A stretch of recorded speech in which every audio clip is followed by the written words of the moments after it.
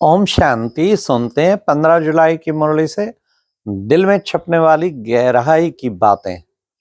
आज की मुरली में बाबा ने कहा कि बच्चे, तुम्हें पुरुषार्थ कर देही अभिमानी बनना है। बाबा ने कहा शिव बाबा भी देही अभिमानी है। हाँ, फिर बाबा ने कहा कि बच्चे, देह अभिमान से ये बच्चे आसुरी अवगुण आते, आसुरी करेक्टर बनता। फिर बाबा ने कहा बच्चे, जितना देह अभिमान, जितना सर्विस करेंगे देह अभिमान कम होता जाएगा।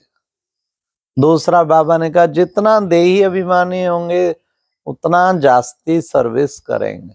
फिर बाबा ने कहा सबसे ज्यादा देही अभिमानी तो शिव बाबा है, इसलिए बच्चे सबसे बड़ी सर्विस वो करता है। बाबा ने कहा बच्चे, मैं तुम्हें भाषण करना सिखलाता हूँ, कैसे भाषण करो। फिर साथ में बता भी दिया, जितना देही अभिमानी बनेंगे, बाप की याद में रहेंगे, देह अभिमान नहीं होगा, उतना भाषण अच्छा होगा, तीर लगेगा। फिर बाबा ने कहा बच्चे, शिव बाबा पतित पावन है ना, मैं पतित पावन हूं, सारी दुनिया को पतित से पावन बनाता हूं। फिर बाबा ने कहा कि बच्चे, मैं तुम सबको रावण की जेल से छुड़ाए और डबल जेल से छुड़ाता हूँ। रावण की जेल से भी छुड़ाता हूँ और गर्भ जेल से भी छुड़ाता हूँ। बाबा ने कहा मैं आता हूँ सबकी सदगति करने, इसलिए कहा जाता सर्व का सदगति दाता। मैं हूँ सबका सदगति दाता। गति और सदगति दोनों बाबा ही देते हैं ना। फिर बाबा ने कहा बच्चों को गदगद होना चाहिए, खुशी में गदगद होना चाहिए, बाप की याद से गदगद होना चाहिए। आज बाबा ने बड़ा सावधान किया बच्चों को, बहुत सावधान किया। कई बच्चे क्या करते, सुनी सुनाई बातों पर विश्वास कर लेते और अपनी अवस्था खराब कर लेते। कोई तो क्या क्या बातें सुना के दूसरे की दिल खाक कर देते। या बाबा ने कहा फिर किसी की निंदा सुनाएंगे, तुम्हारे लिए उसने ऐसा कहा, ऐसा ऐसा कह के दिल खराब कर देते, फिर दुश्मनी पैदा कर देते, दो को लड़ा। ये अच्छा काम तो नहीं है ना। बाबा कहते तुम्हें किसी की निंदा नहीं करनी है, तुम्हें सुनी सुनाई बातों पे विश्वास नहीं करना है। बाबा बैठा है ना, बाबा से वेरीफाई करो, बाबा बताएंगे सच। मतलब निमित्त आत्माओं से वेरीफाई करो। ऐसा नहीं कि सुनते ही आग लग जाए, समझ लो उसमें मिक्स किया हुआ है, उसके अपने विचार मिक्स हैं, अपने संस्कार मिक्स हैं। तब बाबा ने कहा इनसे अपने को बचाओ। बाबा ने कहा देखो बच्चे, क्रिमिनल आई अभी भी खत्म नहीं हुई है। अच्छे अच्छे सेंटर के बच्चे, अच्छे अच्छे बच्चे, उनकी भी क्रिमिनल आई जाती है। अभी कोई सिविलाइज्ड बना नहीं, सतयुग में सब होते हैं सिविलाइज्ड। इसलिए बाबा ने आज कह दिया काम महाशत्रु है। शत्रु तो हमारे अनेक हैं, पर काम महाशत्रु है। इस पर तुम्हें जीत पानी है, इस पर जीत पाकर ही तुम जगत जीत बनेंगे, सारे जग को जीत लेंगे। तो बाबा ने कहा बाबा आया है क्या करने, तुम्हारे करैक्टर सुधारने के लिए। अभी करैक्टर्स बिगड़े हुए हैं। किसने बिगाड़े हैं? रावण ने बिगाड़े हैं। आधा कल्प रावण राज और आधा कल्प है राम राज। सारे करैक्टर्स बिगाड़ दिए। अब बाबा बिगड़े हुए करैक्टर्स को सुधारते हैं। अब तुम्हारा बन जाता है देवी करैक्टर्स।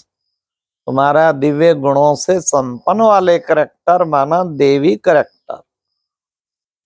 तो बाबा ने कहा, तो बाबा ऐसा ऊंचा करैक्टर बनाता है बच्चे। अब तुम श्रीमत पर शांति का राज स्थापन कर रहे हो। क्या कर रहे हैं? इतना ऊंचा राज, शांति का राज स्थापन कर रहे हो।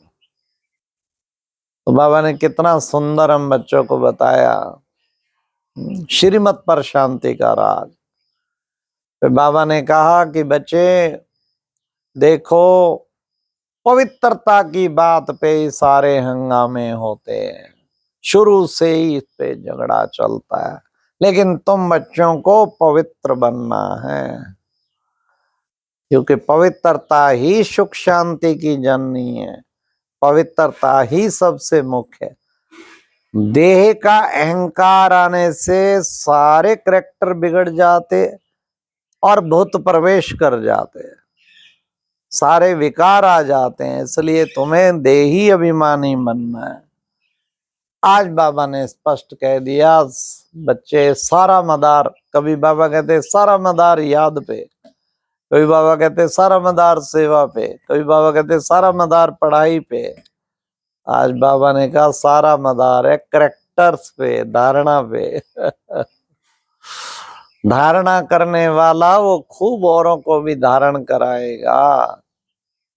इस पढ़ाई से तुम्हारा करैक्टर सुधर जाता है। फिर बाबा ने कहा किसी को दुख नहीं देना है, दुख देंगे तो दुखी होकर मरेंगे, इसलिए सदा सबको सुख देने की भावना रखनी है। और बाबा ने कहा कि बच्चे जितना जितना सुख देंगे उतना ही सुख धाम में जाएंगे। सुख धाम में नहीं, दुनिया में नंबरवार पद है, बल दास दासियां हैं, बल प्रजा है, उनमें भी पद है, नंबरवार हैं। तुम बच्चों को ऐसी दुनिया में जाना है जहां सबके करैक्टर बहुत सुधरे हुए हैं। फिर बाबा ने कहा जितना बच्चे मुझे याद करेंगे तुम्हारे विक्रम विनाश हो जाएंगे, जितना जितना बाप को याद करेंगे तुम्हारे पाप कटते जाएंगे। इसलिए बच्चे श्वासोश्वास चलते फिरते तुम्हें बाप को याद करना है। इसलिए बाबा ने कहा कि बच्चे ये याद का पुरुषार्थ करते रहना चाहिए। फिर बाबा ने कहा कि बच्चे सबसे मुख्य चीज है क्या? पढ़ाई पढ़ेंगे नहीं तो उच्च पद क्या पाएंगे? कुछ भी तो नहीं पाएंगे। इसलिए पढ़ाई है मुख्य। तो बाबा ने कहा अभी तुम पुरुषार्थ करते हो किस लिए? राम राज में जाने के लिए।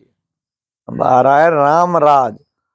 फिर बाबा ने कहा जब इन लक्ष्मी नारायण का राज था तो अपरंपार सुख था, अभी अपरंपार दुख है। आज की मुरली में वरदान है त्रिकालदर्शी की सीट पर सेट हो, हर कर्म करने वाले शक्तिशाली आत्मा भावा। त्रिकालदर्शी, आदि मध्य अंत देख के, ये कर्म जो है इसका आदि क्या, मध्य क्या, अंत क्या। शुरू तो कर रहा हूं ये कर्म, लेकिन इसकी रिजल्ट क्या निकलने वाली है ये हमें क्लियर होना चाहिए। आदि मध्य अंत देख के, आदि मध्य अंत देखा होगा ना तो अच्छा होगा। तो बाद में पश्चाताप होता है ये क्या कर बैठा हूं। पहले ही दूर का देखो ना उसका रिजल्ट क्या होगा। बीच में कंफ्यूज होते हैं, मूंझते हैं, बीच में ही देखो ना।